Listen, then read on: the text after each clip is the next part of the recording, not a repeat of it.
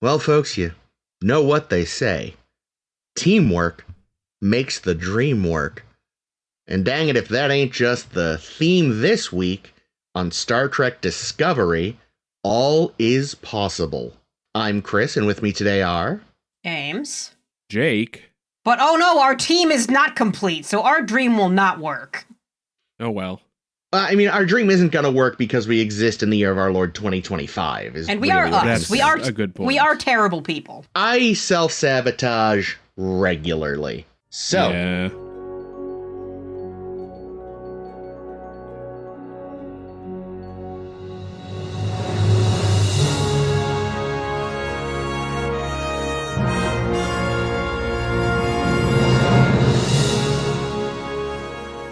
This week, on episode 417 of A Star to Steer Her By, what are we talking about? I've already said the title, so I've fucked up this intro, but yes, all is possible for a bit of redundancy.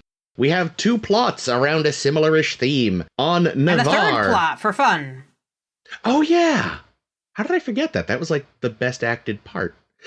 Yes, two plots that relate and one that is part of the ongoing Booker saga. So, Plot A, Navarre is fast-tracking its rejoining the Federation, but it seems as though political machinations are afoot, and what seems to have been an emergency invite for Saru and Michael to show up, but promise not to meddle, is in fact a calculated invite counting on their meddling, because both the presidents of the Federation and Navarre have to keep their own coalitions happy, which is leading to, Vulcans wanting a, what I called, Navarrexit clause added. Yikes. Yes, it sounded even worse out loud than it did on paper. And, the Federation president's like, well, we can't do that. That would make it too easy to leave, and everyone would want that, and blah, blah, blah. And then, Michael comes up with the brilliant idea of a supposedly neutral committee but that she's people on can it, and complain she's not to. neutral at all. Well, yeah, that Starfleet specifically will be on. Like, yeah, here it is, Starfleet again, worming its way into politics. It's a secret military dictatorship, kids. But on the plus, we also get some hot hand stuff between Saru and Tarina. Oh, no. Yeah, they're going to have tea later. Mm-hmm. Where's that tea being served from Tarina? In the other plot, Tilly has been asked to show some cadets the ropes, and they make the classic Star Trek mistake of taking a shuttle somewhere. Never take a shuttle, it will end in tears. Or in this case, an L-class ice moon straight out of Star Trek 2009, complete with big old monsters that can conveniently are specifically attracted to the energy signature Starfleet equipment gives off. Womp womp. Yeah, and some kind of was the parasitic ice back, or was this a new effect? What the fuck was the other new quicksand ice. Yeah, it was like the magic of spider lightning and alien ice created a whole new crazy thing. The effect was bad, and I felt bad for them. It wasn't great. Yeah. People have to get over their timidity and biases and yada yada, and Tilly gets to be super competent. And eventually they all escape with their lives, because of course they do. Oh, except the,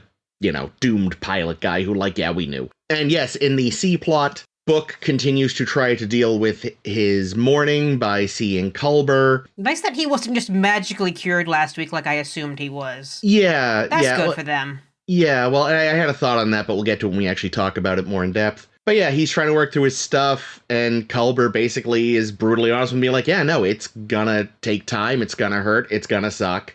And it was really well done. Yeah, they had some great scenes together. Yeah. Otherwise, I'll say this. Okay, so this episode, All Is Possible, Season 4, Episode 4, lowest rated episode of Discovery in entirety. Wow. It has a 5.2 on IMDb. It is the lowest by far. I'll say this. It's not great. It's not awful, but it's boring. I found it boring. It's not offensive, though. I feel like there are more offensive episodes. It's inoffensive. It's like, I think the worst I can say about it is it feels like two lazy TNG plots stuck together. Yeah, things we've seen before, but better. But Book was great. I do love all the Book scenes. His parts were great. But yeah, to make this, the lowest rated, I wonder I wonder if it's because people just really were either disliking Tilly or disliking the way they were kind of writing off Tilly.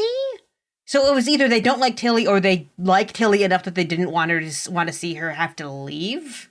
Yeah, I don't know. Like, it just seems a very strange thing. Again, as we've talked about before, like, IMDb ratings are so fucking weird. Yeah. But regardless, so let's talk about the Tilly plot for a bit, because, yeah, I mean, obviously this was a ham-fisted, like, let's figure out how to write Tilly off the show episode. I think they had already been, I don't know if they had announced it or they'd been thinking about the... Starfleet Academy show? Starfleet Academy show. Gosh, I don't know. I feel like that got announced shortly, like either after this season that was first announced, maybe? Yeah, I think that definitely came later, I think between 4 and 5, so they may have already been kind of like thinking about it. And what's funny now is like, she wasn't even in the initial trailer. And it seems like she's going to make maybe a guest appearance. Yeah, I think I read somewhere that when Starfleet Academy does come out early next year-ish, she's in one episode, and that's it.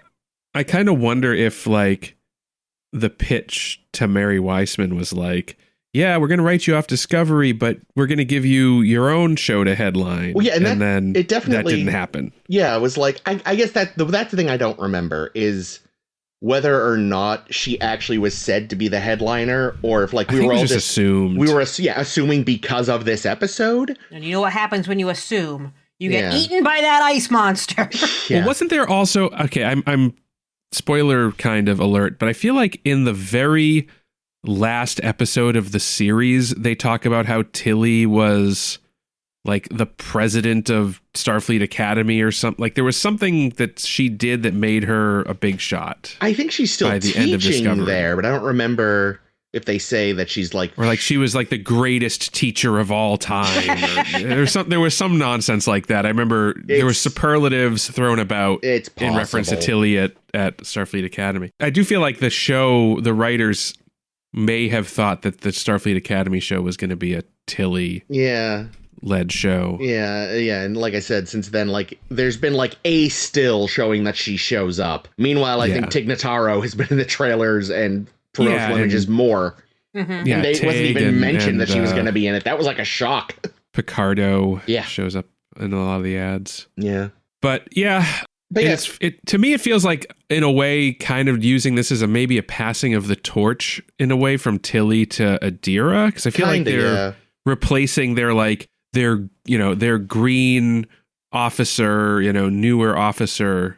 Because, like, Tilly and Adira are kind of overlapping in that regard. Yeah, it's like they don't even have to like rewrite the character. They just kind of like gave a lot of Tilly's personality quirks to Adira, which I'm finding tiresome. I liked Adira when we first met them. Now it's like I'm finding it boring. See, I would disagree with that. Like, I feel like I feel like they've got their own sort of thing. Like, I was thinking watching this one, what I do kind of appreciate is that, like, the inevitable comparison that we've made before, like comparing them to Wesley, the previous sort of child genius character, is I feel like they're written more realistically as a very intelligent young person than Wesley was. Like, there's kind of the need to sort of overcompensate and be seen as an adult, but in a way that's not obnoxious, that just kind of feels real. Definitely more interesting than Wesley, because they also come with a couple, like, more interesting elements to the character in that they have the Trill symbiont. Yeah. They have a previously imaginary boyfriend who's now a corporeal boyfriend, which is kind of fun. But just like the personality, I think, has just been like, I'm the quirky awkward one, because Tilly was also the quirky awkward one. Yeah, I think what happened. I think they always knew that they wanted a quirky awkward junior crew member on this show, and it was But Tilly got promoted. Tilly got promoted. Tilly became competent. Yeah. So they had to introduce Adira to kind of fill that void. But now they were like, shit, we don't really have anything else for Tilly to be doing. Tilly now kind of just can stand on the bridge and say words from time to time. But there's just, on a show that is mostly the Michael Burnham show, having an expansive ensemble cast on top of that means that you end up with characters that are just not being utilized at all. And I'm actually kind of glad that they're reducing the number of characters that are going to need attention week to week. But I am a little sad that it's Tilly that they're... Yeah, because they'd been doing better with Tilly for quite a while. Yeah. And to decide... And I even do find it a good touch to say, like, hey, remember how Tilly was on the captain track and failing utterly at it? And like, I was saying week by week, like, this is not meshing with her character. For her to say, like, this is not meshing with my character, I'm like, good, great. I'm glad you acknowledge that. But what else is there for you to do than leave? Yeah. Well, or, and again, they've chosen not to take this route, but as we have complained about before, we rarely see characters who necessarily are just, like, happy to be where they are. It's like, I think Jake, you've said it before, like, it seems like everyone wants to be a captain, and it's like, that's not how even the real world works, though, Like, some people are happy to get to a pretty comfortable position and then just be there. It'd be nice. Scott, I think, is like the I just want to be in my engineering room with my journals. Yeah. Yeah, but that's also a hyper competency issue, right? So you have because you have people that are ambitious and competent that will always want to be the captain and I feel like maybe Tilly is that type of person. And they're the ones that type of person that make for watchable characters because you want to see them succeed in their desires. But then you also have characters that are just super competent, but not necessarily super ambitious. The Scotts of the world, the McCoys, that are just like, they're just doing their job. And that's also interesting to watch because you're just watching people be good at their job. Yeah. Which is good. But they don't have a drive. Right, but that can be okay if they're not the focus of the show. Like, true. Scott was never like, sure, there were Scott episodes or there were McCoy episodes, but like really, they weren't the focus of the show. I mean, it was the adventures of the Enterprise. That's true. Yeah, TOS is more it's plot driven than character driven, and I think that can be said a lot of most of the Star Trek series. I don't think we see a lot of hyper ambition. Like, you even see people like Riker, who is the opposite of ambitious, where they keep trying to promote him, and he's like, nah. Yeah. Well, I think that's interesting in and of itself, but... Yeah, I was thinking, too, like, the real problem is if you are just very competent but not ambitious, what happens is you become Chief O'Brien, who becomes the suffering tool. Yeah. Because I think the problem is when you have people that are incompetent and not ambitious, I just guess incompetency in general is a problem. Yeah, but you don't see that often on Star Trek and the hero characters. No, it's very much a competency porn. Yeah. The incompetent people show up to be laughed at in a single episode and then kicked off the show. Although, I mean, well, no, I was gonna say Barclay, but the moral of that story was that he actually was very competent. Yeah, he was just socially awkward. He was just socially awkward. So yeah, that's true. But yeah, I would say, you're right, Ames. I will say that they have maybe amped up the quirkiness aspect of Adira, but I wouldn't say they've given her Tilly's quirks. Sorry. I wouldn't say they've given them Tilly's quirks so much as just maybe amped up stuff that was already there in the character. Possibly. Yeah. But I do think in terms of like building the ensemble of the show, Adira is kind of filling the slot that Tilly had previously occupied. I'm pretty sure they would give them any plot-related activity, like go work in the science lab, exactly the things that Tilly would have been doing if Tilly were still here. Yeah. It was like how when they had both Yar and Worf, it's like we have two people accomplishing the same role. Yeah. And like, honestly though, I don't think that I don't know the actor's name that plays Adira, but I don't think they're as strong an actor as Mary Weissman is, honestly. Well, they're young. Yeah, no, and that's true.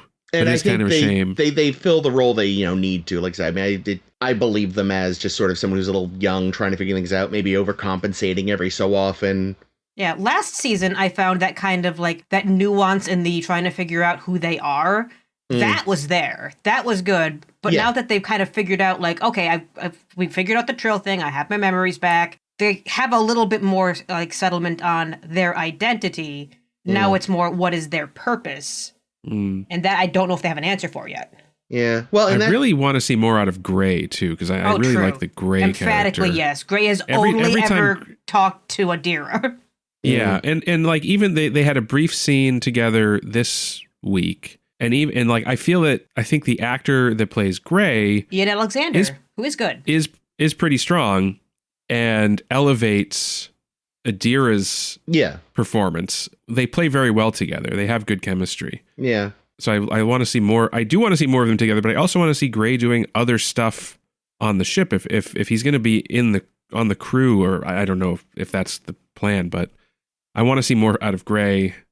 Yeah, what is Gray's role on the ship? Because that, I think, like, there's still just entire question marks about. Because I can't remember what ends up happening there. Well, Gray has said a couple times, like, he had originally wished to be one of the Guardians, I think is the word. Yeah, the Symbiont Guardians. Which would take him off the ship. Yeah. Oh, I might be remembering what happens with Gray. Okay. Yeah, we'll see when we get there. But Gray's it means job. like there's kind of an inherent conflict that will Gray want to stick around? Because is there anything on the ship for him? Yeah. Yeah, Gray's job right now is just to look very fancy. Yeah, he looks great. In their very elaborate civilian clothing. The title of the episode, All Is Possible, that was what was written on the snow globe, right? The NX1 product placement snow globe. Yeah. That's, what is with this show and like dropping Enterprise? Yeah, someone winks. on the production fucking loved that show. But that is like legitimately, I think they added the All Is Possible, but that is actually a snow globe you can buy otherwise. Is it really? That's Is All Is Possible even a reference to Enterprise? Was that ever said? I don't think so. Yeah, I didn't realize it was on the snow globe. It was. Unusual. It's what was written on the snow globe. Which I'm like, okay, because it's cool message. It's kind of what Kovich was talking to. My brain is going to say Burnham. Tilly, yes, you're right. When Kovich was talking with Tilly about how, when you Discovery people showed up, we were like, how are these people so optimistic when this future is so fucking trash? But now we needed that. I'm like, oh my fucking God. Stop just praising the characters nonstop. Possibilities was the whole thing that Kirk was on about in Wrath of Khan. Yeah. And what did that get him?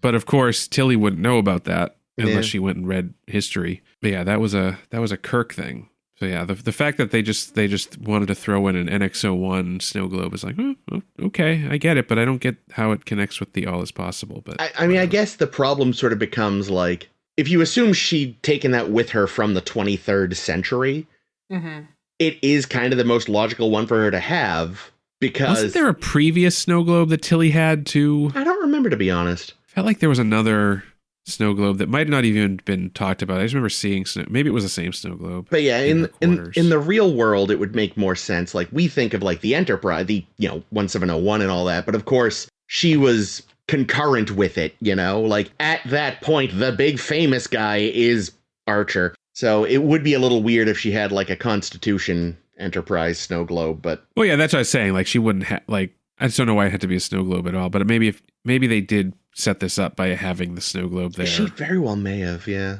Aside from that, one thing that was really kind of distracting to me is I think all of the scenes, every scene, maybe with the exception of the shuttle scene, in that plot, the A plot or B, whichever plot you want to call it, the Tilly and cadets plot, I feel like every single scene was in the volume, and it looked really bad, and it was really distracting for me all week. When they were in like the shuttle bay talking to Kovich, it looked really bad. The planet looked a little better, I think, but still there were scenes that were kind of, the shots looked janky. I didn't have any problem with any of the planet scenes. You're right, though. Yeah, on the base, it looked a little more obviously fake.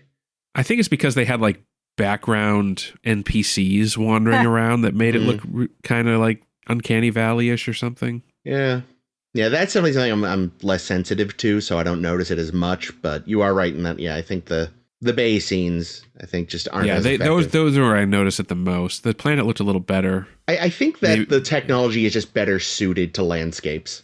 Yeah, I agree. That would make sense. Yeah, especially because those are places where you can just kind of like get lost in the environment. Yeah, and stuff can kind of fade out more naturally in the distance. You don't have like people wandering in the background. But it's still like there's something that I notice a lot in stuff that's shot on the volume, is that like, because there's limited physical space for the actors to perform in, and like on the planet they're ostensibly in this vast wilderness, they all have to be standing pretty close to each other to perform anything. Well, that's because Tilly, unlike so many other Starfleet officers, understands the importance of the buddy system.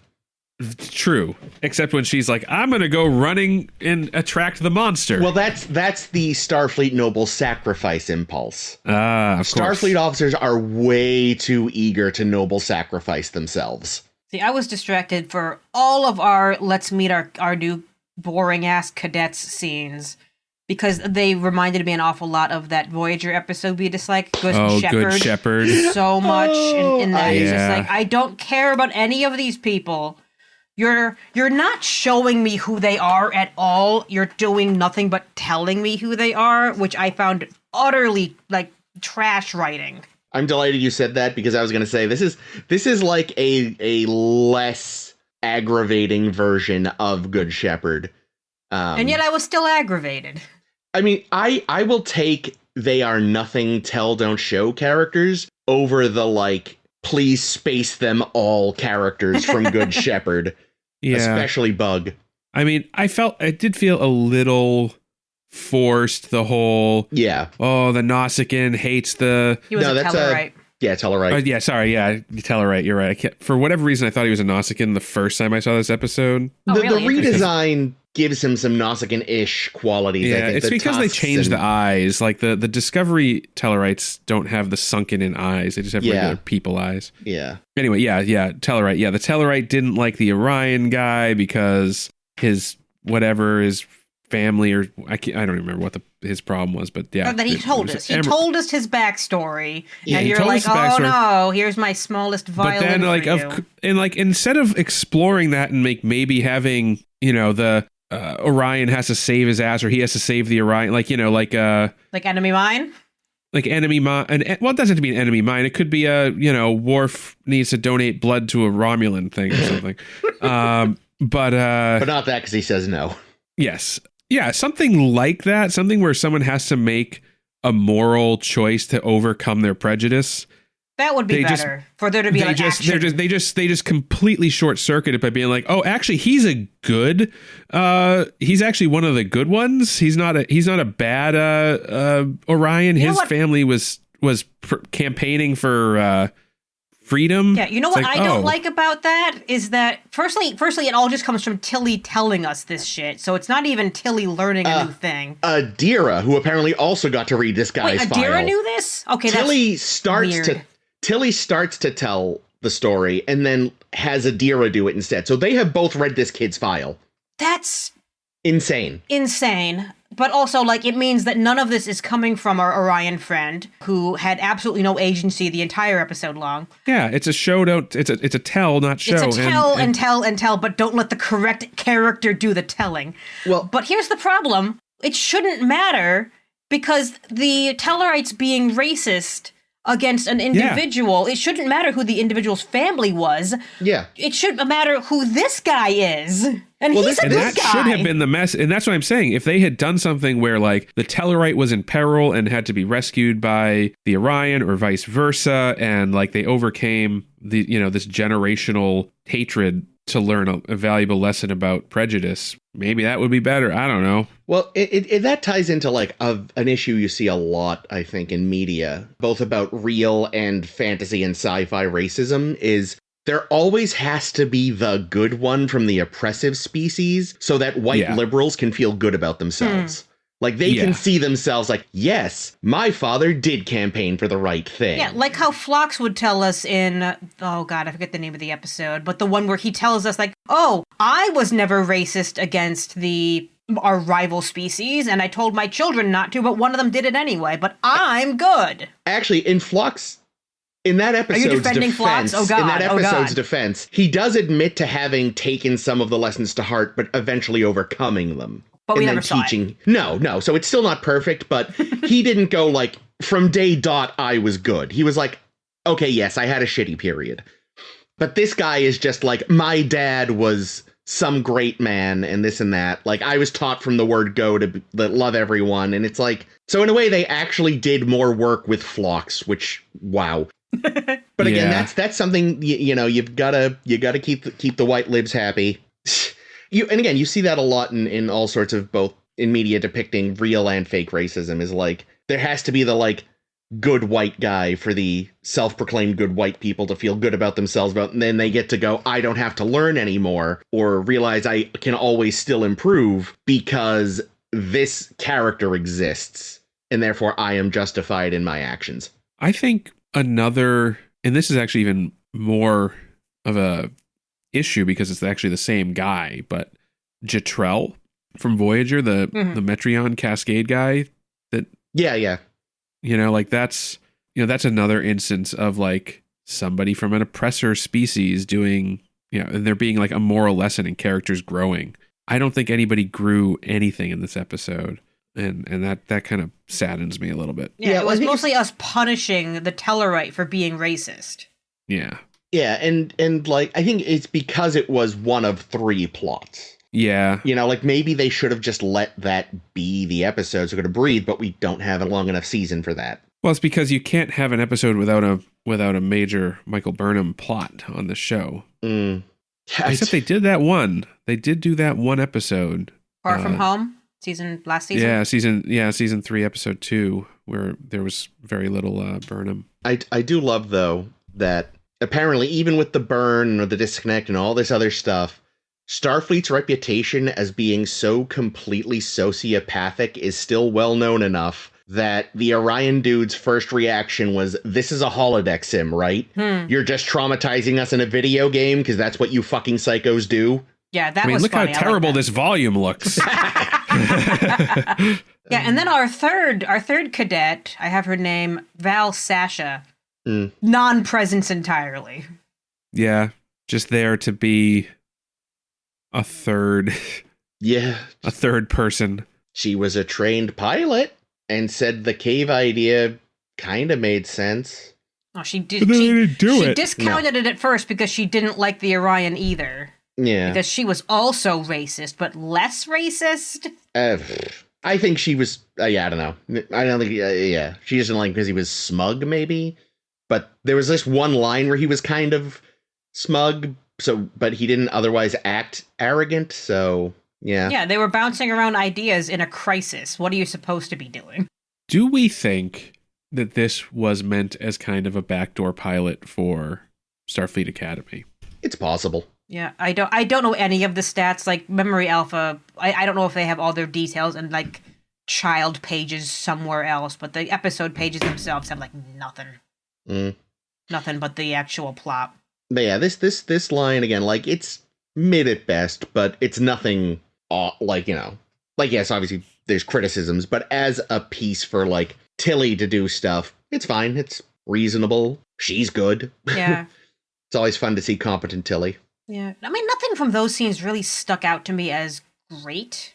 No, but nothing that, like, again, justifies worst episode ever. Right, yeah. By any Which makes stretch. me wonder if it's because people just didn't like Tilly. Given that it's the IMDb, I'm going with that, because they historically don't like much about this show, and I feel like she would especially rub them the wrong way. And Adira. Yeah. Yeah. I imagine with the other plot, the president sits down with Vance and is like, God, this is not going well. We need someone to meddle. And Vance went, oh, I've got someone. Tell her specifically not to meddle, though. That'll guarantee she'll meddle. Yeah, I don't know. That plot just seemed... my eyes honestly just, like, glazed over most of this plot because I'm like, who gives a shit? Yeah, here's what I don't understand from this plot. And maybe someone can explain where I'm missing, like a very, like, political legalese element. Is that Navarre wants a stipulation in their rejoining the Federation that they can leave whenever they want. Yeah. They've already left when they wanted. I know. I had the same fucking thought. And fucking Relac is the president? I think it's Relac. Relac even says, oh, we wouldn't want you to stay in the Federation if you didn't want to. So it sounds like there's already a way for member worlds to leave the Federation when they want. Yeah, this just seems like such a stupid sticking point. Yeah, I think, the idea is like, there's a way you can leave, but they want it to be easier. And then it should be. I don't think what the Vulcans or what the Navarre populace, I forget if they have a collective noun name. I think they're just the Navarre. I'll say the Navarre. I don't see what's wrong with what their request is, in that the Federation should already have a way for worlds to leave. Yeah, And if it needs to be easier especially because of this anomaly crisis that's happening, then you should make it easier.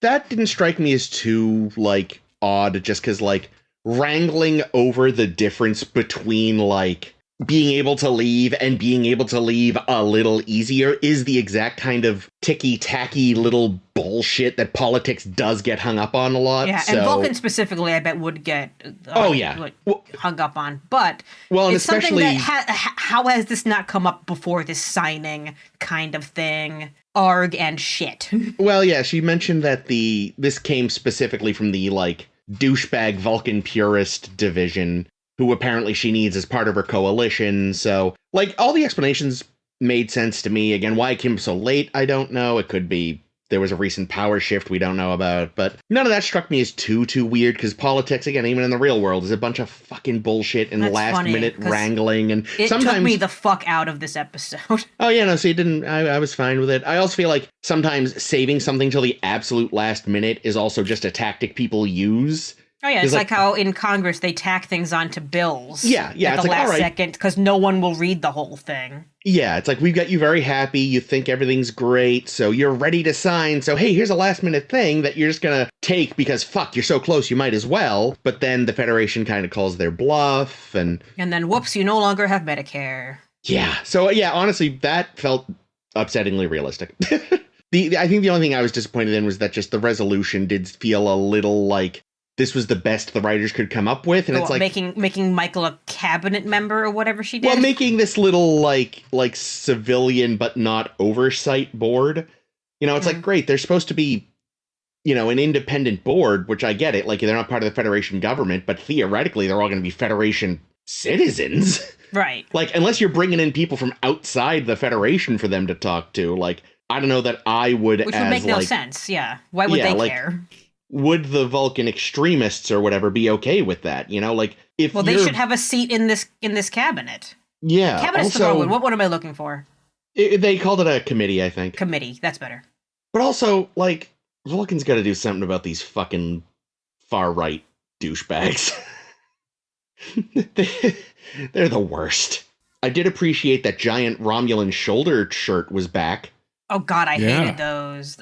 All the Romulan costumes looked goofy as shit. Oh yeah, no, they're awful. I hate them, but I also love them because it's like, yeah. I just found the design terribly impractical. Like, I'm fairly certain none of these people would be able to lift their arms. Oh yeah, I mean, that's the thing though. Those stupid boxy Romulan shirts have always been stupid. Maybe they hide snacks in there. Ugh. Meanwhile, I fucking loved everything Tarina was wearing. Yeah. Well, yeah, she is a fashion queen, and I'm about her. And that's the other thing. Any plot line that gives me scenes of her and Saru making eyes at each other, I'm okay with. Yeah, and she seems very sensible. I think she's playing the Vulcan nuance well. She is. She's doing a great job with sounding like she's logical without being like just an emotionless robot. Yeah, I think I may have said, or if I didn't, I meant to a few weeks ago, like, I feel like her character represents sort of the promise of Navarre, of, like, Vulcan logic somewhat tempered with a willingness to be a bit more emotional because the Romulans are around and rubbing off on you. But not embracing the Romulan batshit plan thing. Just the emotions thing. I just assume every single one of their meetings must be frustrating as hell. Yeah. I've been in meetings like that where some people are constantly advocating chaos, and you're like, stop it! No! Well, I mean, the worst part about the Romulans is they don't think it's chaos. It's like, no, guys, this makes perfect sense. It's like, in what world? What if we add weird strappy things to our shoulder sleeves? Okay, trust us. This is totally going to pay off in a year and a half if everything goes exactly right and we don't self-sabot. Oops. Yeah, the thing that I found fucking laughable from this plot, though, like, highlighted way too much, and goddamn them, was making it so conscious that it's we're gonna do this for Michael specifically because she's the protagonist of the show, and Michael knows it. Like, when, I think it's after they're talking with Relac about something, and Michael and Saru are comparing notes, and Michael realizes, wait a minute, this is all about me! and I flip every table in the house, as I am wont to do, and think, God damn it, that's stupid. What is funny is because I didn't quite remember. I actually barely remembered this plot. Like when I got to the episode, like, oh, okay, yeah, this is Tilly crashes with cadets, and what's the other plot? Okay, some sort of political hooey. So I really didn't remember the political hooey plot. And when they mentioned, Vance had his plot convenient 24-hour bug, my first thought was like, did he plan this? Were they dragged? Oh, the president apparently planned this. So yeah, convenient. But the thing is, I don't think it added anything. Like, would it have been more interesting if Michael had just come up with this idea for their new committee on her own, instead of it being clearly like, the president needs me to make a plan, so I'm going to make a plan. Yeah. And this was the president's... this is yet another Kobayashi Maru the president has kind of enforced on Michael. Yeah, I feel like the president, I don't know. I'm not sure how I feel about this character, because, yeah, like, there was also... Previously, she was waving that carrot of...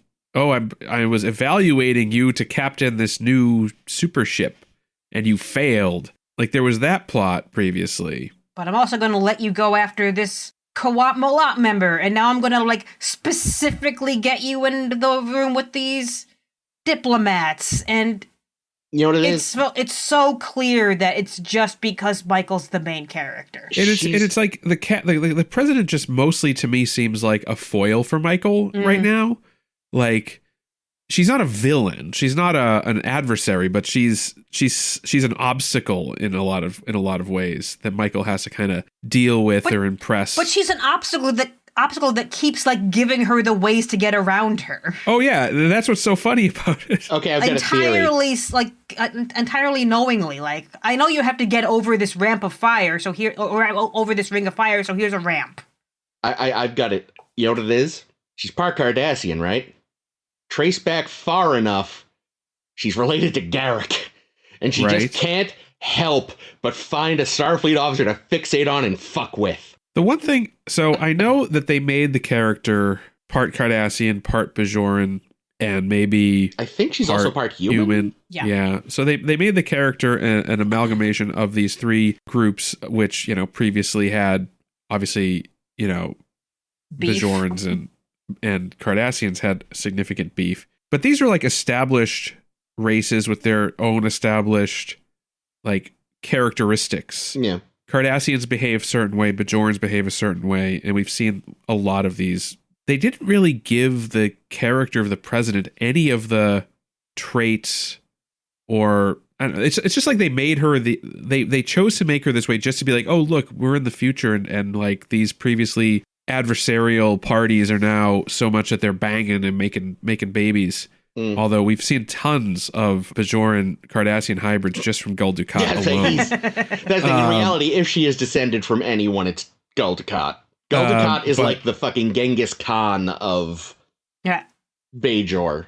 But I kind of wish that they had, they had an opportunity here to be like, okay, maybe one of the reasons why the president is kind of challenging or adversarial in some contexts is like that's part of her Cardassian traits, or like.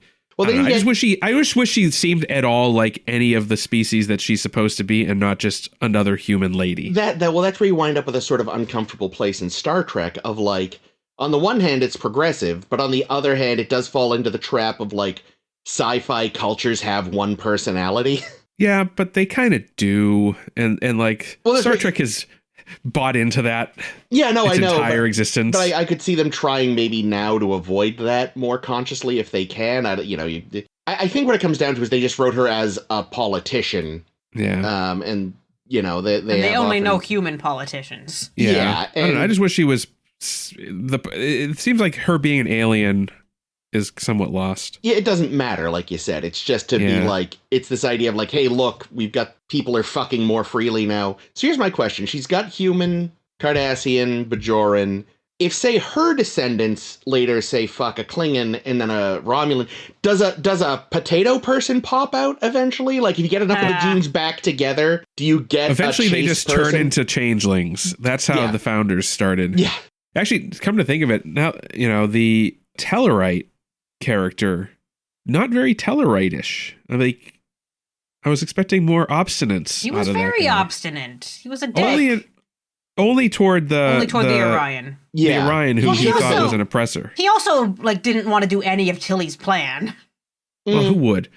That's the thing is, the problem is if you're not familiar with Tellarites, you might just think he's just annoyed at this interloper. Just racist. Yeah, or again, just I just don't like taking orders in general. You don't realize that because historically Tellarites in the show have been depicted as... Because, he doesn't push back as much against the others in the same way. Like you said, or just be argumentative about things. Because the idea with Tellarites is that they're not just obstinate. They're not just contrarian. They thrive in They love an conflict. Argument. Yeah. They're people who will argue with you even if they agree with you because they would rather have an argument. Yeah. Yeah. Welcome to any comment section. Their political system must be fucking fascinating. Yeah, they're just the trolls of the galaxy. Oh, one more note on Bajor, which I say it that way because Michael said it that way, and nobody corrected her on the pronunciation of the planet, which is Bajor. Yeah. It's that stuck out to me as new headcanon. The Federation was mispronouncing it in the 24th century. And the Bajorans at one point were like, guys, it's Bajor.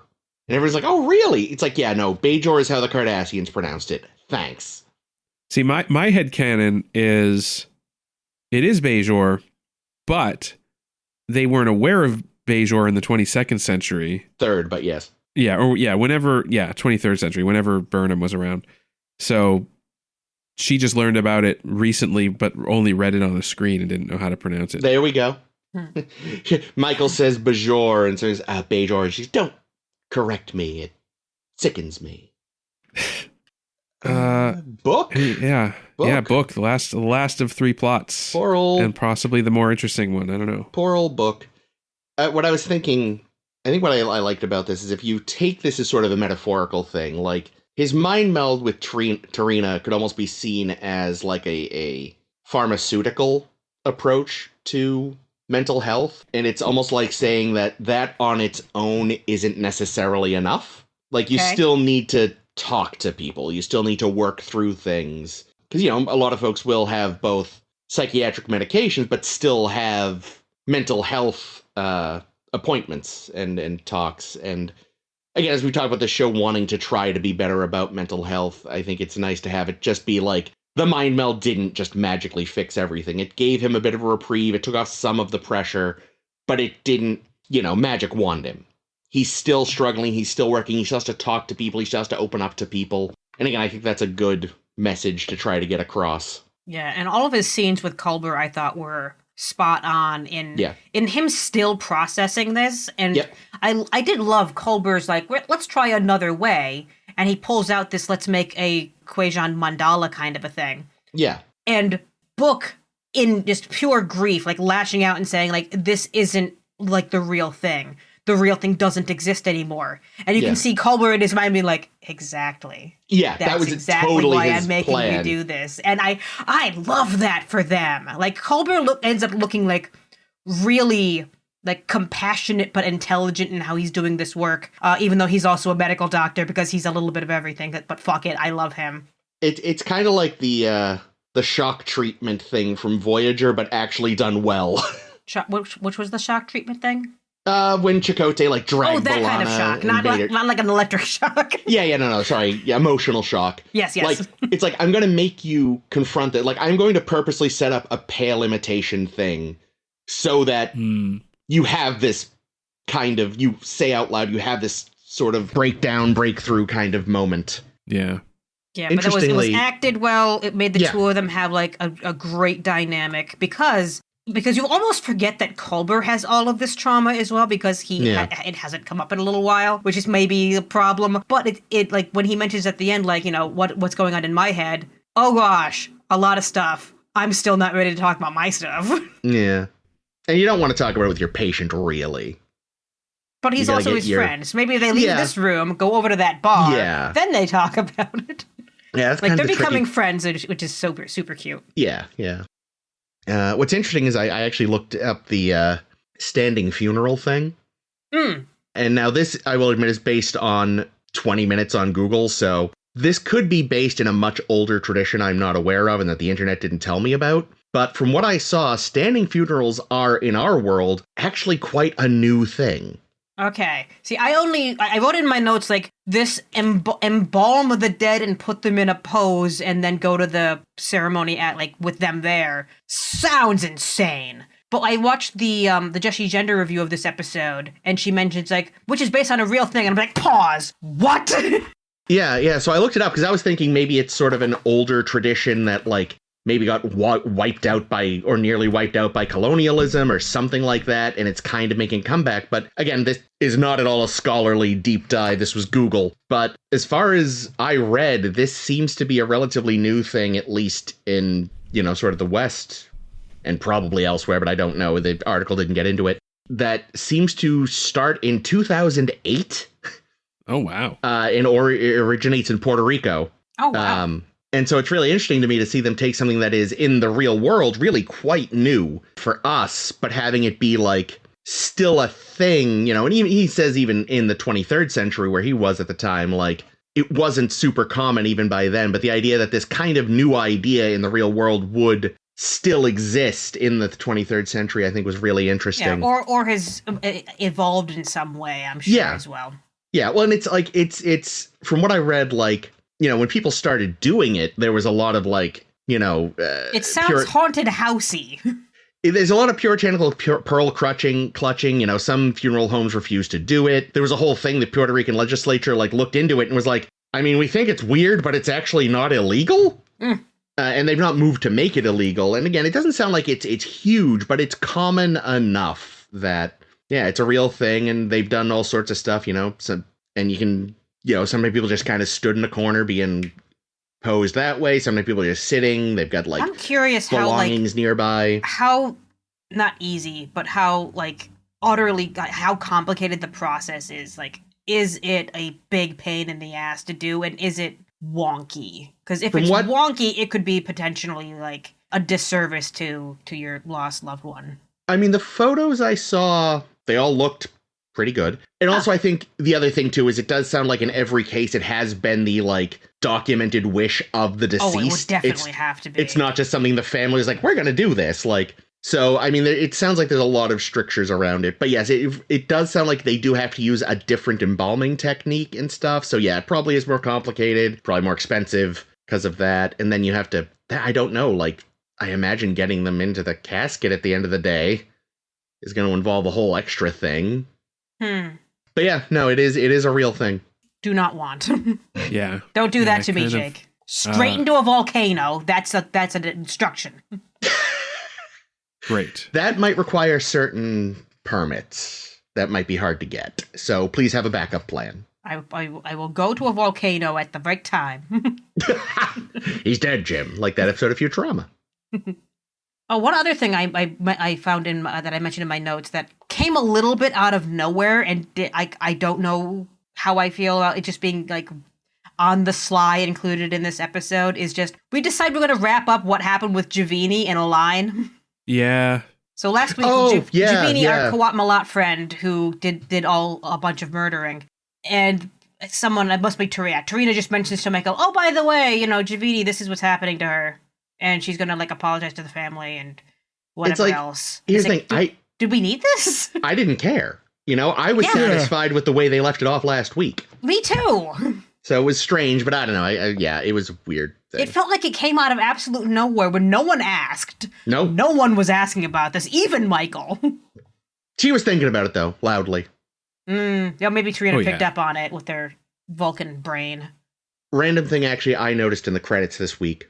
In the credits? Yeah, and I think, Ames, this will bring you a tiny modicum of maybe not joy, but pleasure.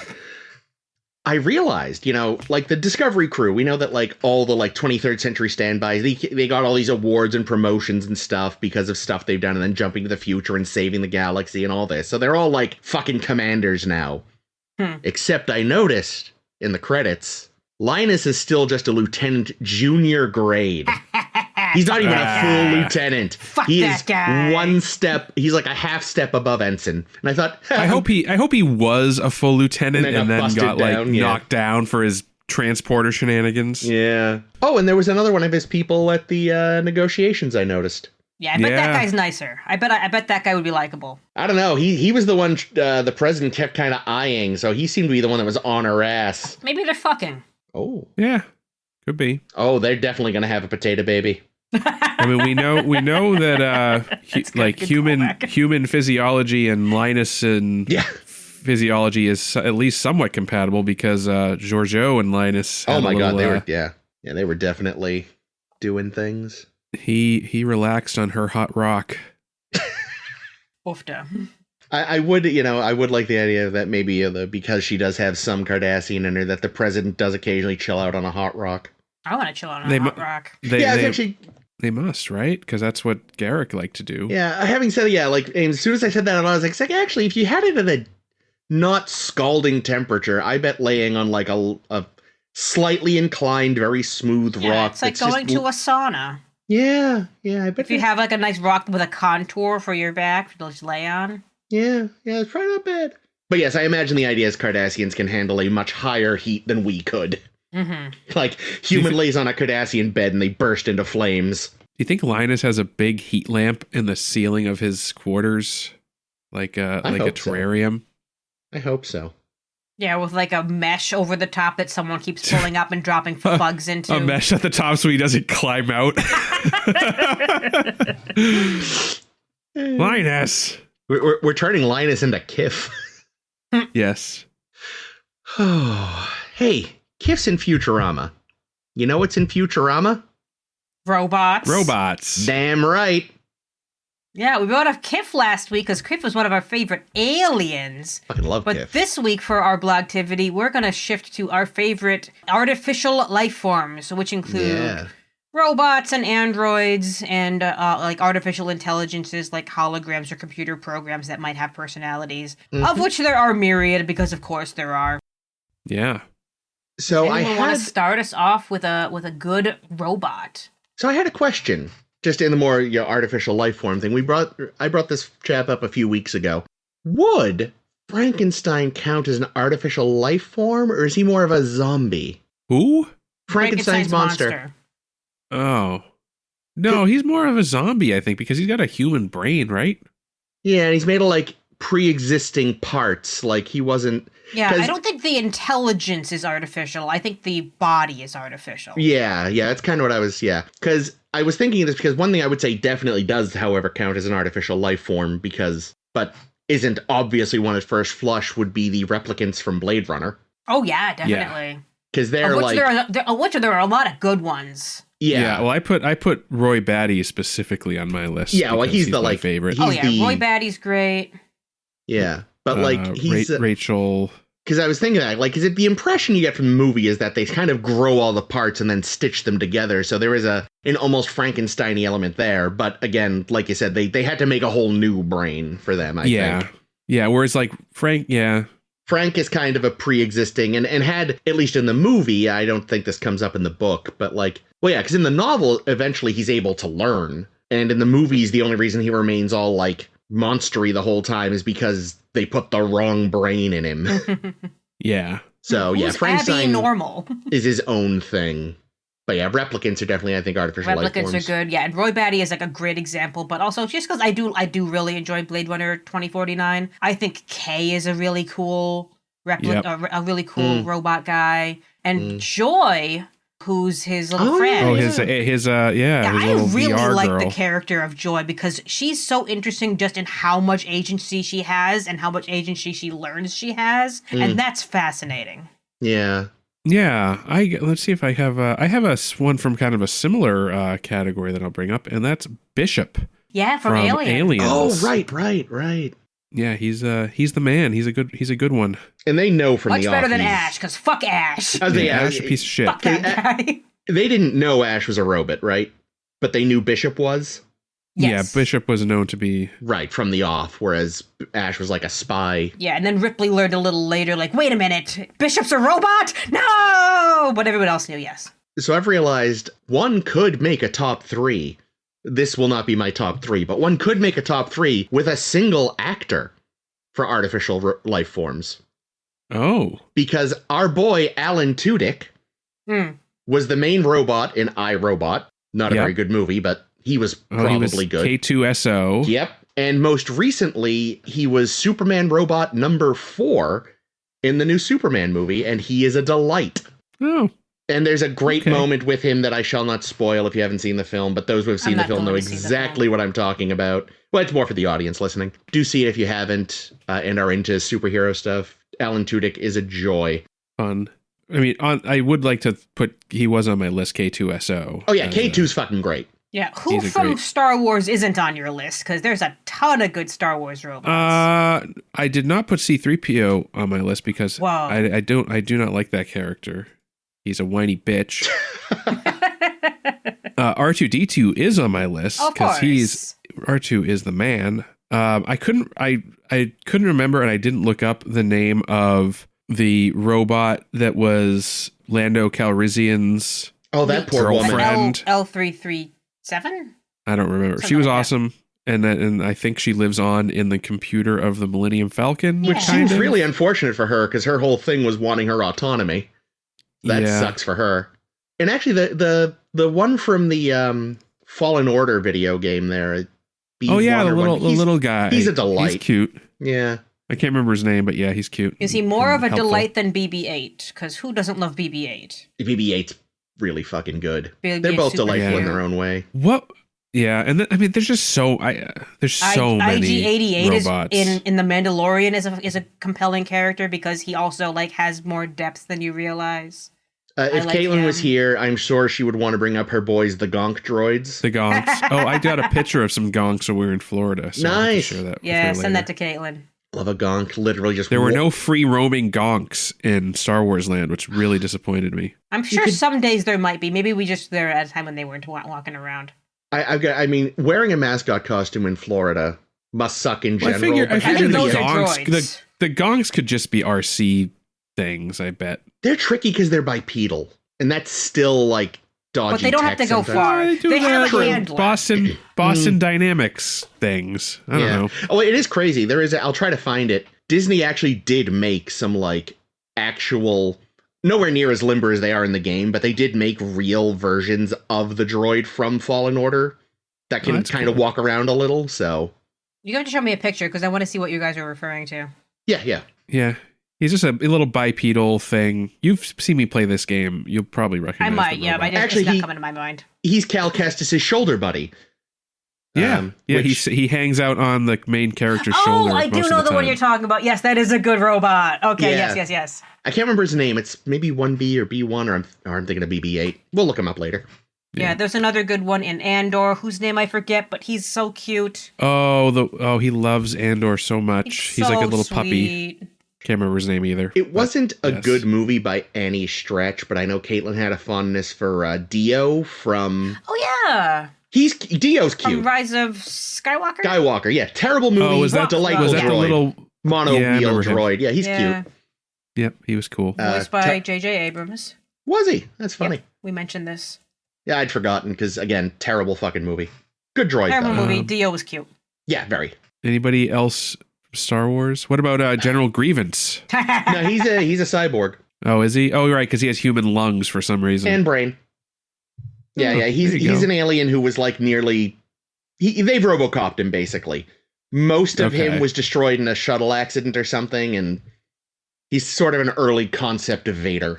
Gotcha. Yeah. Speaking of robots, I know Caitlin would really like, and I'm sure would make her list. And maybe it's up on the Tumblr, TBD. You can see if you go over there. But if Caitlin didn't include Wally and Eve, then she's off the podcast. Yeah, Wally is on my list. Yeah, obviously Wally and Eve are the go-tos for that film, but there's also just so many delightful ones. There's a lot of good ones. Mo is so good. Bernie, who got his own little short. All the messed up robots from that clinic. Oh, yeah. They're fun. The umbrella one might be my favorite. The one just pops out as an umbrella every so often. I haven't watched that movie in a dingoes. There's some good ones. Yeah. Yeah, we watched it recently. It holds the fuck up. It's so good.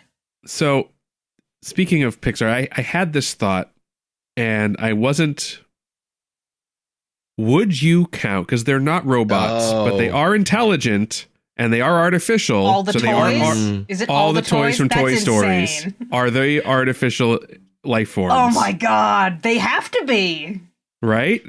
And like the brave little toaster, that whole category of anthropomorphized inanimate objects. Holy shit. That's the tricky part, like, because we don't know the mechanics of the Toy Story toys. Like, I mean, it's more like a fantasy thing. It's not, like, are they actually like fairy spirits that have inhabited inanimate objects or something? And I'm sure throughout the world there's definitely traditions of, like, inanimate objects being given life by magic things. Because then Jesus, we get into the army of hollow armor that gets conjured up at the end of Bedknobs and Broomsticks in that case.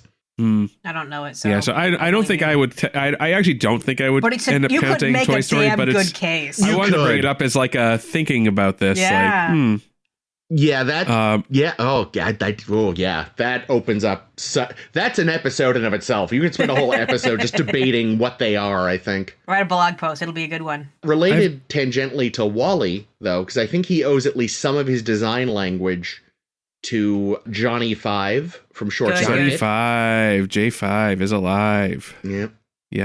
That's a good one. I know when we were just mentioning Bishop and Ash, we can dive back into the Alien franchise, because I think David from Prometheus is a fucking great robot. Yeah. That guy's fun. Like I'd said before, like, he was good enough in that movie that it made me think the movie was way better than it was. Yeah, he kind of salvaged an otherwise mediocre film. He carries the fuck out of that whole picture. I would say the same about Andy from Alien Romulus. Andy he's great such too. a good element in that movie, which is otherwise it's a fine movie. It kind of retreads a lot of stuff, but Andy, the android character, he's cool. I mean, so most of them are pretty not great, I'll say, the character wise, but among the multitude of artificial life forms in Alien Earth, I want to give a shout out to my boy Kirsch. Oh, Timothy Oliphant's character. I like him too. He's a delight. Oh yeah, he's so good in it too. He's so, like, ethically gray that you're always watching him like, you have a plan.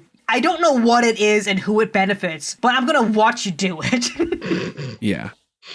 He's fun. He seems to have his own motivations a lot of the time, which is great. Yeah, that seems to be a trend with, like, Alien Universe artificial life forms. They're often up to something. Yeah. Yeah. With definitely. the exception of Bishop. Speaking of artificial life form, I don't know if this would count as a life form or what, but what about Mother? I was going to bring up Mother. Mother was on my list as well, because she is a computer program. It's unclear how sapient or whatever. How sapient, if she's doing anything on her own or if it's just part of her program. But then it's another good conversation piece. Like, how she's sentient is this computer program? Yeah, like, I think you could argue, for example, that HAL 9000 probably is definitely like an independent thing. That's good. We don't have enough of Mother to know exactly what her deal is. Yeah, but she's definitely a candidate. Yeah, for sure. But yeah, thank you for bringing up HAL. HAL is on my list. Yay! I got a couple other, like, humanoid style, like, indistinguishable from people robots I want to bring up. I'm gonna say there are 12 models, but I'm going to specifically... But number 6 is one. Number 6 is one, but I'm actually going to mention Cavill. I can't remember his number. Oh, I don't know but his number. He was the Dean Stockwell model. He's a fun one. He's a fun one, just because Dean Stockwell's a delight. But yeah, any of the humanoid Cylons, including the final 5, which I will not mention by name, so as not to spoil the series. But, all great, though. All great. And they're so interesting because they are also characters, and they're also different. Dean Stockwell being a Cylon is actually kind of a spoiler in and of itself, because you don't know that when you first meet him. It's one of the earlier ones. Yeah, fair. Yeah, I do love all of our Cylons in the Ronald D. Moore Battlestar Galactica. They're cool. Well, even the non-humanoid ones are such a fun iteration on the original 70s design. Oh, speaking of 70s sci-fi, I would be remiss if I did not bring up Dr. Theopolis and Tweaky from Buck Rogers, what's fascinating about Dr. Theopolis is he's literally just like a face. But as I mentioned ages ago now, like the original pilot movie for that show hinted at the world being way more fucked up and dystopian than the show ultimately ran with. And there was a whole council of these like robot faces that were running everything. And we were told they were benign and kind and all this, and everyone trusted them. And it's like, they dropped that, and by the show, there's only Dr. Theopolis, who's an advisor, not a leader. But it's like, there's a part of me that always wonders about that darker version of Buck Rogers that we never saw. Yeah, I think you've brought up before that Buck Rogers was meant to have like a darkness that was present initially and less so later. Yeah, I don't know if it was meant to, but if they didn't mean for it to be there in the pilot, they fucked up because it was. Like, there seemed to be a lot of hints that their society was way less cool than they were acting like it was. And again, like I said, show proper completely dropped all of it. Whoopsie. Yeah, you bring up life forms that are just kind of a face, which makes me think of Master Computer from Tron. Yeah. But also makes me think of all the other Tron. all the other great characters from Tron, like Tron. Yeah, Tron was on my list. I actually had a line just about, like, you have like the computer denizens, not just of Tron, but Reboot. Mm-hmm, yes. Oh no, Reboot. Similar like programs, similar programs like that don't. I mean, in Tron, it's interesting because they have some awareness of like, it's a little unclear if they seem to kind of know what they are. Whereas in Reboot, like, they understand there's users, but I don't know that they're quite as clear on what their position is vis-a-vis the real world. Well, in Tron, in the original Tron film, the users were very much like, it was like a religious cult. That's true. You know, because like the official line was that no, there's no users. Right. But it was like Tron and others believed in the users. Yeah. So I guess it's kind of similar. Although I guess for Reboot, the users are more terrifying because they're just the guys that drop games on your world and fuck everything up.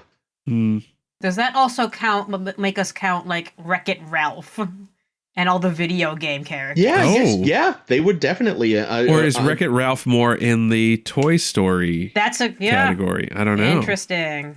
But yeah, I think if we're going to count Tron, I think we got to count Wreck-It Ralph. Yeah, because we know others. Even if they're a little more self-aware of their situation, the characters in Wreck-It Ralph are explicitly made by people. Yeah. You know, it's the fact that we don't quite know what the nature of the Toy Story toys' ambulation and sentience is that leaves them in a gray area. True. Yeah, but back to our Tron chat. I know Tron Legacy is kind of is more interesting than I originally gave it credit for. And Quora, I think, is a very interesting character. I wish they did anything with her in the most recent movie, but hopefully she comes up again one day because I found her really cool. I haven't seen the new movie yet. Is she not involved? She and Sam are not in the new movie. Oh, that's kind of a bummer. By all accounts, it barely even references the last one. Like, I haven't seen it, but everyone hates it. And one of the biggest. I hear if you can ignore Jared Leto, it's fine. See, I've heard a lot of people even saying, like Leto aside, they're upset that it really barely acknowledges Legacy. And it's like, what's the point? Like, is it part of the same franchise or not? I rode the roller coaster, and that was pretty cool. Yeah, I saw the photo. It looked fun. I got ill as hell. Oh, no. Whoopsie. I got another humanoid robot I want to bring up. It's actually a whole category of robots, but I'll mention one specific one, and if other folks want to bring up their own, I'm going to bring up Maeve from Westworld. Yay! Yeah, Maeve is the best one from Westworld. That's the Thandie Newton character. She's the best one, but there are myriad others that are also interesting. Yeah, but how can you not say Maeve? Yeah. I've not seen Westworld, but I have seen Futurama, which also has endless robots. Endless Pick one. Robots. Oh, yeah. Well, I think the best part, and I remember years ago listening to the commentary on an episode on the DVD set, and they were even like admitting how weird the world of their robots are, because like some of them, it's like, who decided to make Hedonism Bot? Right? What purpose does a Hedonism Bot serve? Maybe he was in like a theme park. Maybe. But that's what's so great. Like who makes these robots that some of their purpose just seems to be to exist, not to actually fulfill a purpose, which is what we usually think of robots as being for. Really, such a weird world in that regard. Yeah, the world is so fascinating because you have robots that are like broken, like oh gosh, what's the our stabbity stab friend? Oh, not Ronaldo. It's gone. It definitely starts with an R. Which one? Oh, Stabby robot? Yeah, the Stabby robot. It's gone. I can't think of it. I'm a Flexo man myself. So. Roberto. Oh, well, yeah. Roberto. Oh, yeah, Roberto. Yes, yep. Flexo's a delight. But yeah, no, they've got, like, the robots can go mad. We see the whole Robot Madhouse episode with malfunctioning Eddie. Yes. And the vending machine that just keeps spitting out food. And the one that actually isn't crazy because he really is picking up signals with his teeth. I don't know. I got big respect for Crushinator. Yeah, Crushinator. Girl knows what she wants. Yep. Bender. Okay, I want to mention two kind of OGs. Ooh. So these are like OG robots. I mean, I'm sure there are examples of automatons that predate these, but first I'm going to mention my boy Radius from Rossum's Universal Robots. Oh, yeah, for sure. I believe Radius was the one that started the robot uprising. He sure was. Like the leader. So that's, in that, for those that don't know, RUR, Rossum's Universal Robots, was actually where we get the word robot from. Yep. It's like a Czech word for automaton. And I think it means literally like worker or slave or something like in yeah, that something like that. But yeah, that's where the word came to English anyway, was that play. And then I don't remember if the character had a name other than like Mensch or something, like Mecha Mensch from Metropolis, but the robot from Metropolis that turns into the girl and does the dance. Mary, maybe? There's a Maria, the Maria bot? Maria. Yeah, well, but Maria was the real girl, and then there was a robot that started as like a C-3PO looking thing, but then they replaced Maria. And then they created a replacement Maria, and then she goes crazy and makes all the workers go mad. Oh, she's a nut. And it's phenomenal. Well, and of course, the actress did a great job. She does. That movie is meandering and insane, but that scene makes it fucking worthwhile. Yeah, just her doing that wild robot dancing, and it's great. That's funny, of course. And like dance is nothing like the robot. No. But yeah, you say she's, C-3PO looking, and of course the early concept art for 3PO was straight up just that robot. Oh, yeah. Oh, speaking of 3PO, we haven't even brought up Dot Matrix yet. Oh yeah. Dot Matrix. Love her. She's a good time. From Spaceballs. She's great. Spaceballs. I got a couple more here. I'm shocked this one hasn't come up from AIM, so in case she hasn't thought of it, I'm sure she has, but I'll mention it anyway. There's a lot on my list that haven't come up yet, so. Gertie. Oh, from Moon. Oh. Yeah, oh man, how did Gertie not... Is Gertie on my list somewhere? I don't know if he made it. Oh, well, I'm glad I put it on my list then. Yeah, I didn't think of Gertie. I would love Gertie way more if they redubbed Gertie, but... That would be good. Yeah, but a good character. Yeah, very interesting character. If just redub Gertie with Tig Notaro and I'll be the happiest girl. Here's one from my childhood. Max is the short for the Trimaxian drone ship from Flight of the Navigator, as voiced by Pee Wee Herman, Paul Rubens. And who goes full Pee Wee Herman at various points for no reason. Hell. For some reason. Shit, we talked about that a little while ago, but the battery's not included. Yeah. Alien robot thingies. Yeah, I mean, they're very interesting, because they're self-replicating. Yeah. Which is cool. Oh, wow, this wasn't on my list, but just occurred to me, the Transformers. Oh, yeah. They're in a weird gray area because, they're definitely mechanical. Yeah. But they're also like, do we know their origins? Do we know if they were created or were they like, did they evolve somehow?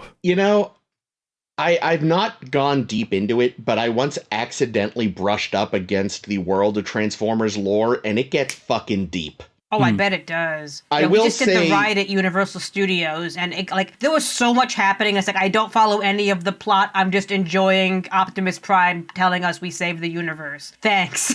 I did see a clip that suggests that if they were created, they are so distant from their creators that they don't know it. Huh. Because there was a bit of dialogue about, talking about how weird it was to encounter life that wasn't mechanical for them. Interesting. They're like, these weird fleshy things. That's not life. Yeah. They don't have gears and circuits. Another one. Well, maybe should I leave it to Ames? No, I'm gonna steal her thunder. How fucking dare.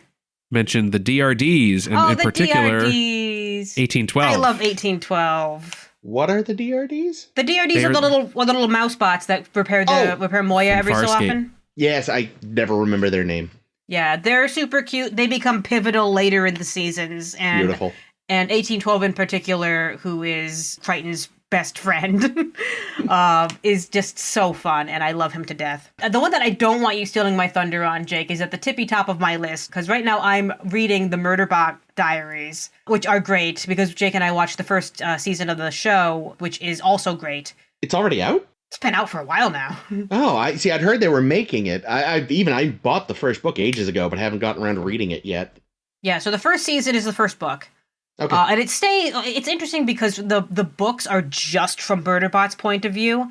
And he's such an interesting character because he was built to be a security unit, and assigned to people to provide security for various missions and shit. But somewhere in his past, he went rogue and killed a lot of people. Like you do. And then they wiped his memory, but of course, there's still like remnants there. And he is a security unit robot who has hacked his governing protocol and can basically do whatever he wants and tries to hide the fact that he's done this.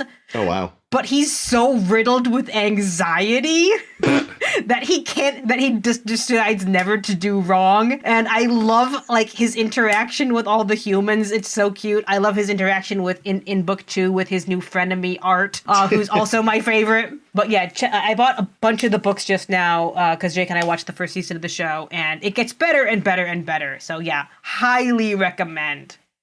Yeah. That actually reminds me, tangentially, Marvin, the paranoid From android. Hitchhikers. I do love Marvin. Who in the books, thanks to time travel and other shenanigans, winds up older than the universe. Yep. Yeah, I like him best in the books, I think, Marvin. Yeah. Because especially in the most recent film, he's kind of one-notey, and he does have layers to him as our paranoid android. And yeah, he is a lot of fun. In Red Dwarf, there is Arnold Rimmer. Yes. Who's a hologram based on the engrams of a long-dead crew member. Yeah, that's an interesting concept. I've only seen the 2 episodes of Red Dwarf, but I did find him interesting.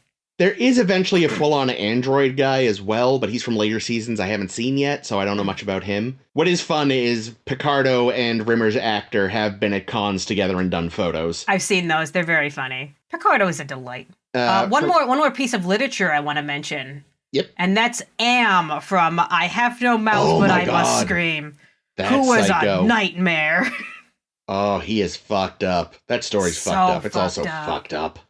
There's apparently like a 90s like point and click game loosely based off of it where the author plays Am, which feels appropriate. It sounds right. That's Harlan Ellison, yeah. Yes, there it is. Thank you. And he's a nut.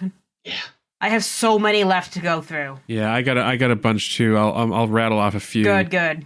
We got KM from Jason X. Yes, I'm glad you brought up KM. Oh, yeah. How did I forget I love her. She's great. I got one. This is I don't think the character ever actually was given a proper name because none of the characters had proper names on the show. They just had numbers. But that is the android lady from the Canadian series Dark Matter, which is like a Sci-Fi Channel series. Oh, yeah. I remember watching over your shoulder once, but I didn't watch the whole thing. But it does look interesting.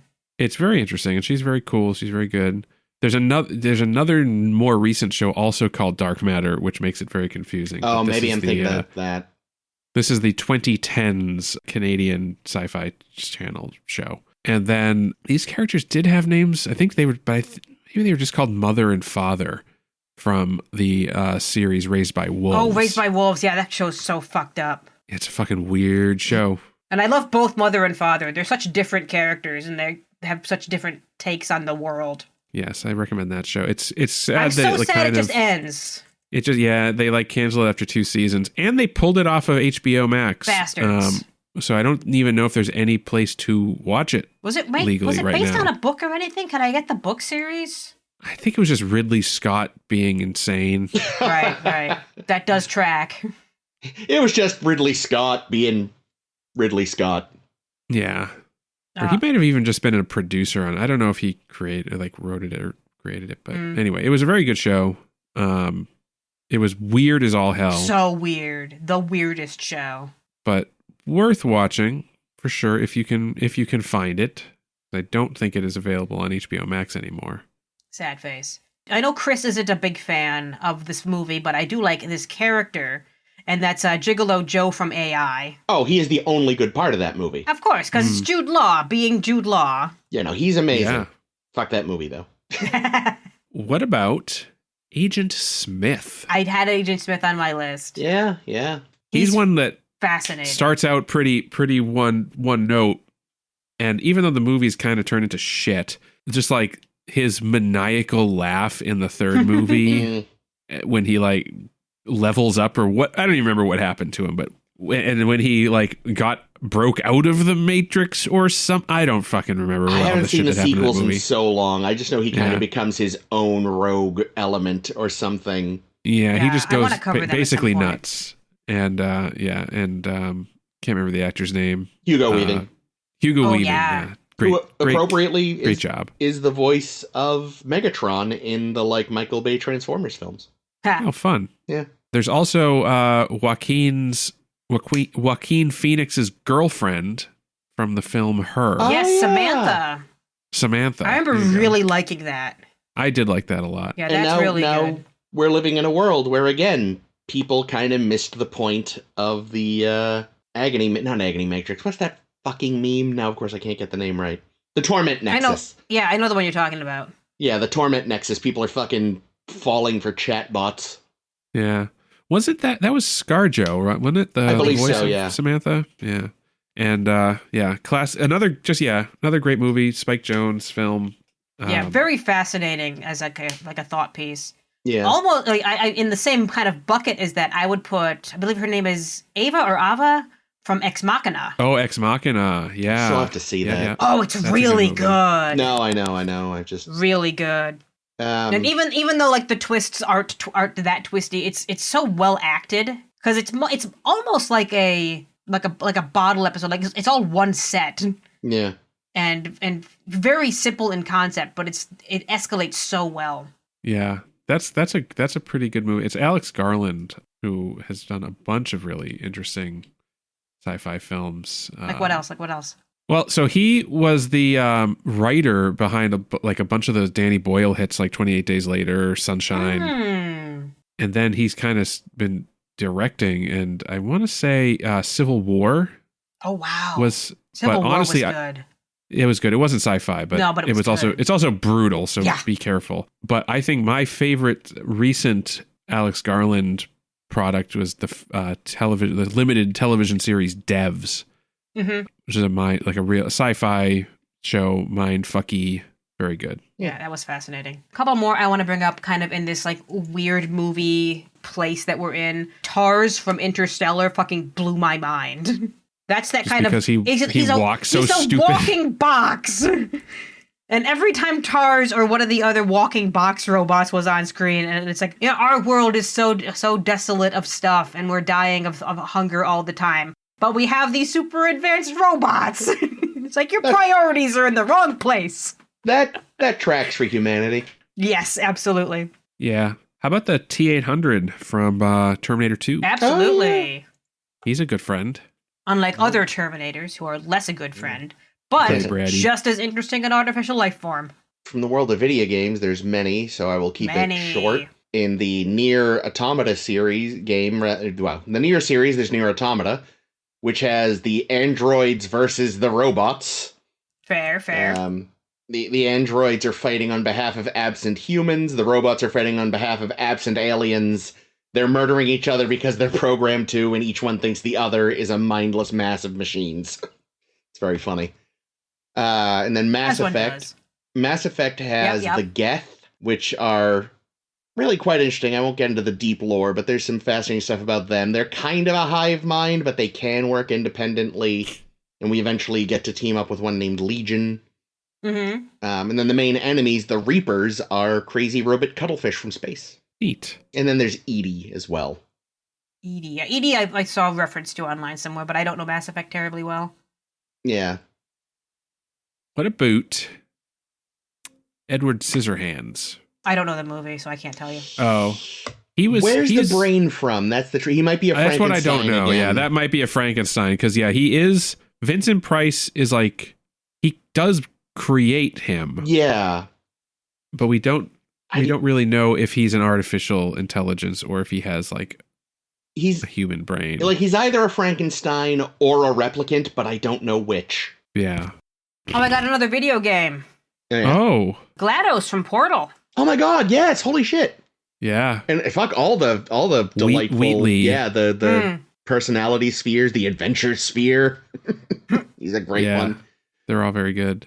I don't know how I didn't think of that. Holy shit. Did you also think of Claptrap from Borderlands? I do love Claptrap. Oh, I did not. Yeah, Claptrap's pretty good. He's fun, yeah. Even when he's being annoying, he's still witty enough that I always laugh.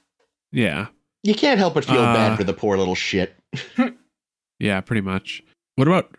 Okay, here's one. Chris will probably know who this is. Fee. Ha! Is Fee a robot? Or an artificial intelligence?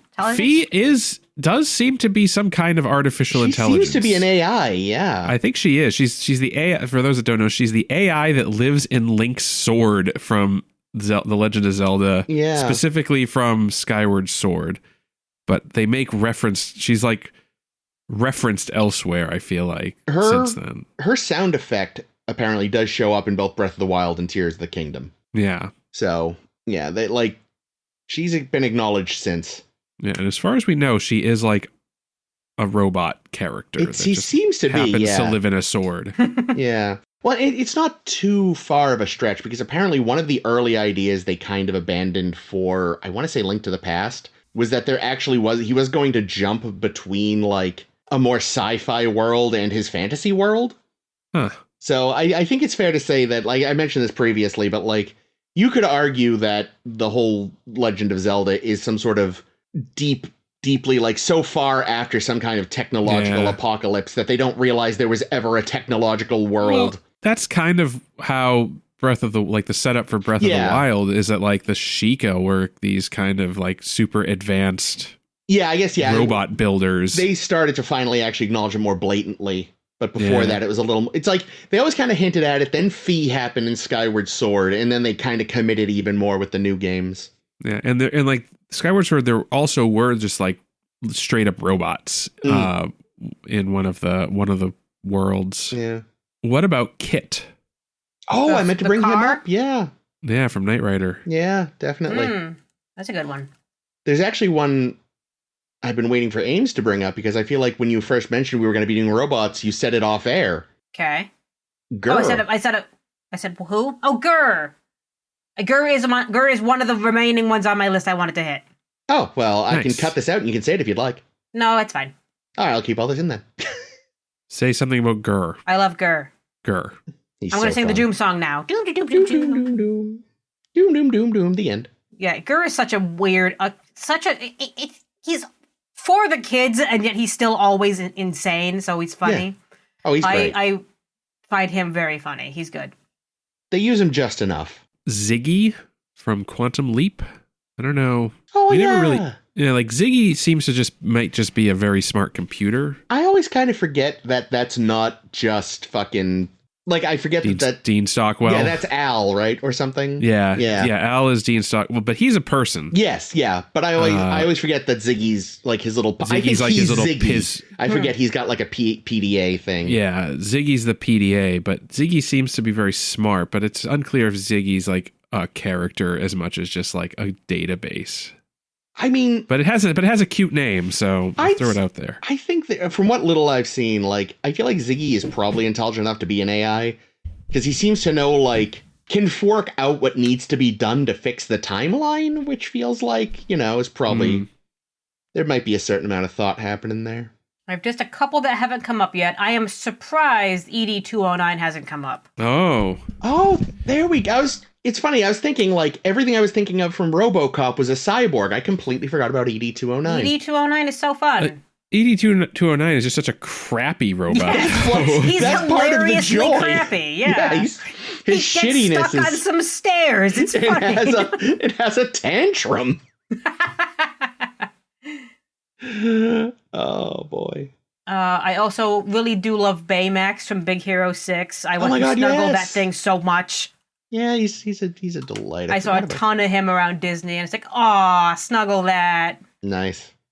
And the very, very last one on my list, which I'm debating if he's gonna make my favorites overall, just because I have such a fucking soft spot. And it could go to one of two, but I'm gonna give it to this one, and that's Crow T Robot from MST3K. Oh, fuck, I didn't even think of them, and I watch that constantly. I watched it constantly. Crow is such a sarcastic little bitch that I love him to death.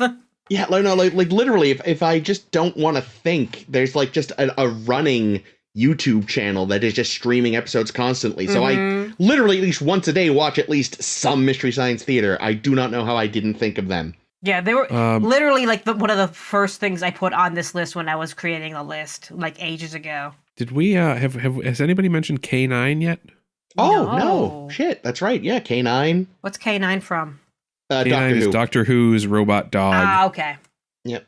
Yeah, because again, it's similar. I was like, robots from Doctor Who. It's like, no, that's a cyborg. That's a cyborg. That's a tank. That's a cyborg. A lot of cyborgs. But yeah, no, K9. I don't know how I didn't think of him. Oh, what's the dog from the original Battlestar? Oh, that terrifying the Daggett. thing. The Daggett was the dog. The actual dog was what the dog was called. The shit. Thing's horrible. Yeah, I've seen pictures. Yeah, I'm blanking on what the name of the actual pet was. They definitely aren't, I would say, favorites, but I feel like I'd be remiss if I didn't bring up Robbie the Robot and the Robot from Lost in Space. When Jake mentioned OGs earlier, I thought maybe he was going to bring up one of them. Oh, yeah. Really, the OG artificial life form is the biblical golem. Yes, that is true. Jake and I started. Muffet was the Daggett's name. Oh gosh, that has what, an orangutan inside of him? Something horrible like that. I think it's a chimpanzee. Yeah, it's so strange. Dressed up. It's creepy. Yeah, Jake and I started watching the newer series of Lost in Space, but the child acting I couldn't anymore. But the robot was cool. Oh yeah, I never saw it, but I remember like when they unveiled the design, people were like, "That's a Geth." Like, the design does look a lot like the robots from Mass Effect. It's kind of funny. Well, are we ready to narrow this down? Narrow it down. Oh, there's so many. Is it possible? No, but we're gonna. Okay, I've got my three, because I was always going to include Murderbot. Murderbot is so fascinating, and I can relate so hard, because he's always like overwhelmed by humans. It's like, I have to spend so much time keeping the humans from getting themselves killed because humans are idiots. Sigh. I love how sassy Murderbot is. He's so fun. I also, I'm going to give it to Crow T Robot just because he's such a foundation of my my science fiction loving as a kid. And his design with the hockey mask head and speculum face is really fun. And finally, I'm also going to give it to Marvin the Paranoid Android from Hitchhiker's Guide, another foundational element of my childhood. He's so good. And just also pissed off with the world at all times, so I have a type. How about you guys? I'm going to say HAL 9000 being very classic foundational robot, I think, even though obviously there are many that predate HAL. I feel like HAL kind of created the archetype of the robot gone bad. Yeah. But not outside of his programming. Like, he was programmed to do the bad thing, and he was just dealing with the situation in the way that satisfied his programming. I'll also say, I guess all three of mine are kind of in the same categories. They're programmed to do things. So I'll say Maeve. Oh, sweet. She's so fascinating. She's very cool. And Thandie Newton brings it. Yeah.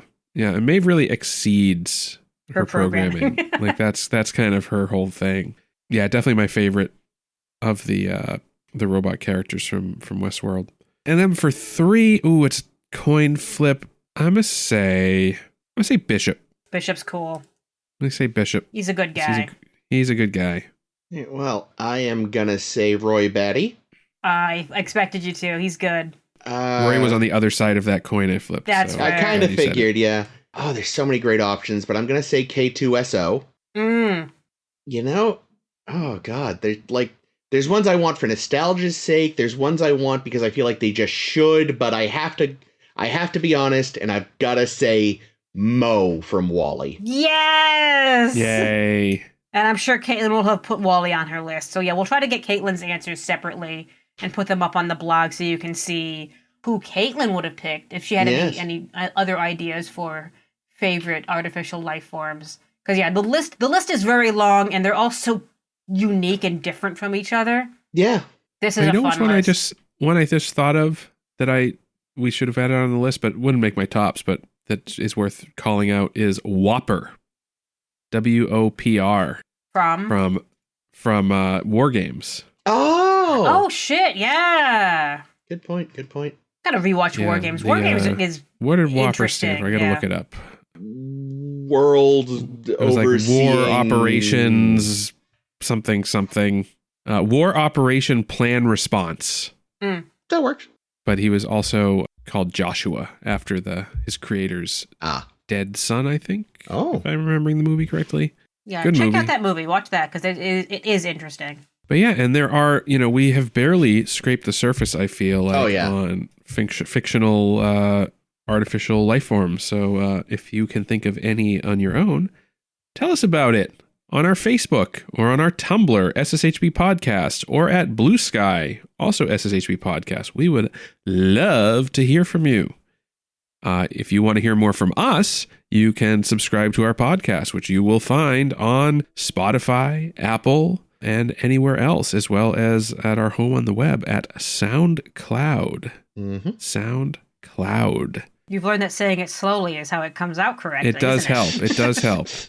Yeah, so next week, I'm not quite sure what we're going to do. Yeah, give Chris two options to cut in. Yeah, so we will either be watching the next episode of Discovery, the Exemplars, the examples, or we'll be doing a little 10 forward into another sci-fi property IP. I won't spoil it. You can spoil it, because people might want to watch it before we cover it. Oh, okay. Well, The Running Man. Yeah, there's a new Running Man movie coming out, and I'm psyched. I think it's already out by the time this episode airs. So we're going to try and watch it ourselves, and we might decide to talk about it next week. But you will only find out if you tune in. So do that. Until then, my name has been Jake. This has been Chris. And this is always Ames. Beep, Exterminate. Boop. That's not a robot, though. They're aliens. Sometimes the show seemed to forget they weren't robots, so that's fair. Yeah. I cannot do that, Jake. Ah.